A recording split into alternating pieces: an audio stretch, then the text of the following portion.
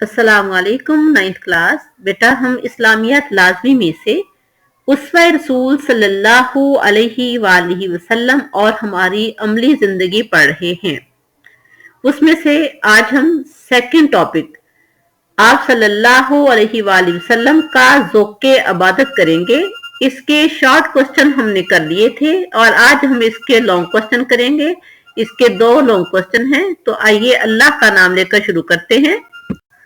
Question number 1, नबी करीम सल्लल्लाहु अलैहि वालैहि वसल्लम के ज़ौक़े इबादत और खुशू व खुजू पर रोशनी डालें। यानी प्यारे पैगंबर सल्लल्लाहु अलैहि वालैहि वसल्लम को इबादत का कितना शौक था और इबादत कितनी खुशू व खुजू, कितनी आजिज़ी के साथ करते थे। आइए देखते हैं। आंसर है नमाज और कसरत इबादत की वजह से आप सल्लल्लाहु अलैहि वसल्लम के पाँव मुबारक में फर्म आ जाते। कसरत इबादत, बहुत ज्यादा इबादत की वजह से आप सल्लल्लाहु अलैहि वसल्लम के पाँव मुबारक सूज जाते थे। आप सल्लल्लाहु अलैहि वसल्लम से अर्ज किया गया कि आप सल्लल्लाहु अलैहि वसल्लम इतनी तकलीफ बर्दाश्त करते हैं, हालांकि आप सल्लल्लाहु अलैहि वसल्लम गुनाहों से पाक हैं।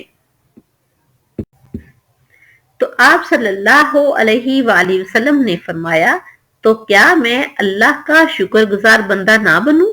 यानी अल्लाह ने मुझे गुनाहों से बचाया है, मुझे गुनाहों से पाक बनाया है, तो क्या मैं इस बात पर अल्लाह का शुक्र अदा ना करूं? नमाज तमाम इबादतों से अफजलो अशरफ इबादत है। नबी करीम सल्लल्लाहु अलैहि वसल्लम ने नमाज को आंखों की ठंडक करार दिया है। आप सल्लल्लाहु अलैहि वसल्लम को नमाज से बहुत ज्यादा मोहब्बत थी कि आप सल्लल्लाहु अलैहि वसल्लम नमाज को अपनी आंखों की ठंडक करार देते थे। नबी करीम सल्लल्लाहु अलैहि वसल्लम को जो खुशी, मसरत और ज़ौक़ नमाज में हासिल होता था, वो किसी और इबादत में हासिल ना होता था। सैयदा आयशा रज़ी अल्लाह ताला अन्हा ने रसूलुल्लाह सल्लल्लाहु अलैहि वसल्लम की रात की इबादत के बारे में फरमाया, रसूल अकरम सल्लल्लाहु अलैहि वसल्लम रात के इब्तदाई हिस्से में सो जाते थे, फिर उठकर कयाम करते और उठकर सहरी करते और सहरी के करीब वितर पढ़ते, फिर अपने बिस्तर पर तशरीफ लाते, फिर जब आज़ान फजर सुनते तो तेजी से उठ पड़ते थे। यानी आप सल्लल्लाहु अलैहि वसल्लम रात में इबादत का किस तरह से एहतमाम करते थे।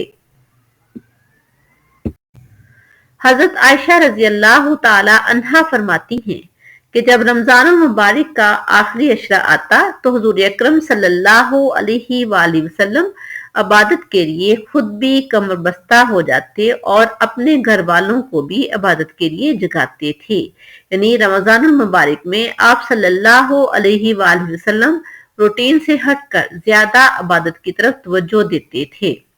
ये था हमारा फर्स्ट लॉन्ग क्वेश्चन। अब देखते हैं second long question. Second question है, दीन इस्लाम ने इबादत में म्याना रवी और एतदाल के बारे में क्या अहकाम दिए हैं? तो इसका आंसर है, दीन इस्लाम इबादत में म्याना रवी और एतदाल का हुक्म देता है। इबादत में म्याना रवी से मुराद ये है कि इंसान अल्लाह ताला की इबादत भी करे, उसके बंदों के हकूक भी अदा करे। यानी अल्लाह की इबादत करना लाजमी है, लेकिन उसके साथ साथ इंसान जिस माशरे में रहता है वहां के लोगों के साथ उसके रवाबित होते हैं, उन रवाबित को पूरा करना भी जरूरी होता है। साथ साथ अपनी सेहत और जरूरतों का ख्याल रखे। इंसान अगर जिंदगी का हर लम्हा अल्लाह ताला और उसके रसूल सल्लल्लाहु अलैहि वसल्लम के अहकाम के मुताबिक गुजारता है तो वो लम्हा भी इबादत शुमार होगा। यानी अल्लाह की इबादत करना इंसान के लिए जरूरी है, लाजिम है। और इसके साथ साथ अगर इंसान अपनी जिंदगी को अल्लाह और उसके रसूल के बताए हुए तरीके के मुताबिक गुजारता है, अल्लाह के अहकामात को मानता है, पैगंबर सल्लल्लाहु अलैहि वसल्लम के फरामीन की पैरवी करता है, तो वो लम्हा भी इबादत ही शुमार होगा। نبی کریم صلی اللہ علیہ وآلہ وسلم نے عبادات میں میانہ روی اور اعتدال اپنانے کا حکم دیا۔ حضرت عبداللہ بن عمر رضی اللہ تعالی عنہ پیارے پیغمبر صلی اللہ علیہ وآلہ وسلم کے صحابی تھے۔ ان کے والد نے آپ صلی اللہ علیہ وآلہ وسلم سے شکایت کی تھی کہ یہ ساری رات عبادت کرتے ہیں اور دن کو روزے رکھتے ہیں، تو آپ صلی اللہ علیہ وآلہ وسلم نے حضرت عبداللہ بن عمر سے پوچھا کیا یہ صحیح ہے؟ تو انہوں نے فرمایا جی ہاں یہ صحیح ہے۔